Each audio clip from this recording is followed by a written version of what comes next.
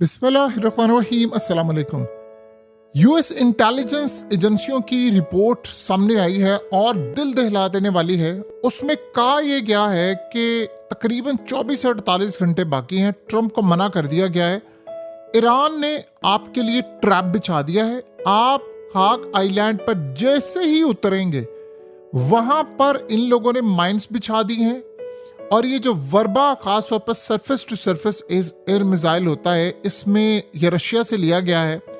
इससे बड़े हेलीकॉप्टर और चीज़ें तबाह होती है। वहां पर तमाम के तमाम ईरानी जो कमांडोज हैं उन्होंने पोजीशनें संभाल ली है। और जैसे ही अमरीकी पैराट्रूप से उतरना शुरू होंगे, फौरी तौर पर उनको हिट करना शुरू कर देंगे, जहाज़ों को हिट करेंगे।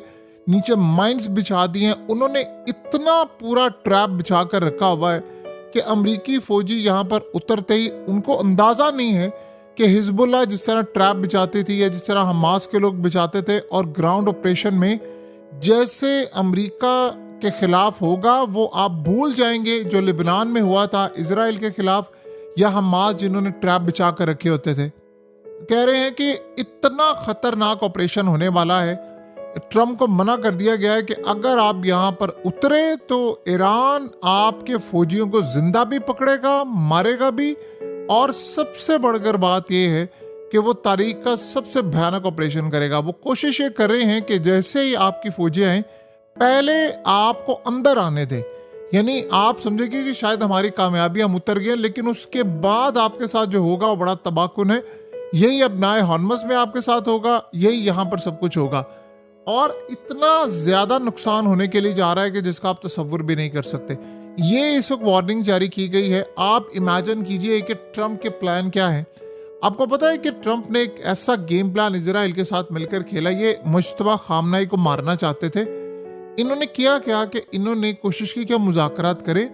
जाहिर सी बात है वो अंडरग्राउंड है और उनको निकाल कर उनको हिट करने की तैयारी थी। बहुत बड़ा ट्रैप था। ईरान को इस ट्रैप का पता चल गया।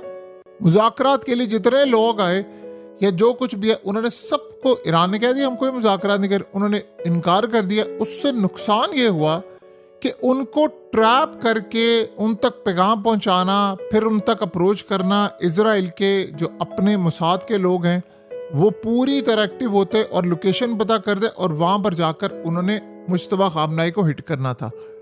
अब हुआ ये है कि जैसे आयतुल्लाह अली खामनाई को इन्होंने मारा, उसके बाद उनके बेटे इतने मोहतात हैं कि इस ऑपरेशन को जब तक वो जंग जीत नहीं रहे, अब ओबियसली इस वक्त ईरान जंग जीत रहा है, लेकिन जब तक ये कंप्लीट नहीं हो पाती तब तक वो ट्रैप में नहीं आना चाहते और वो बाहर नहीं निकलना चाहते।